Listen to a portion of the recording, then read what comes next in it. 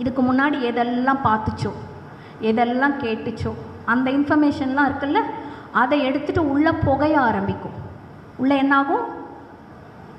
புகையும், கருகும்.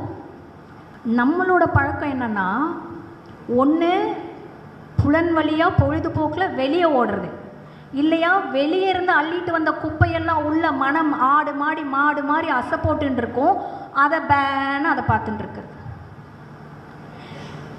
இப்படி தான் நம்ம ஓடி ஓடி பழக்கப்பட்டிருக்கோம்.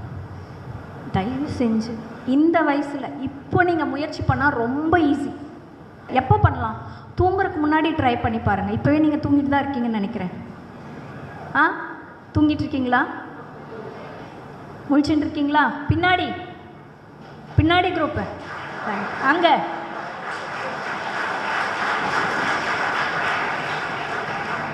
மறுபடியும் கனவுக்கே வரேன்னு நினைக்காது.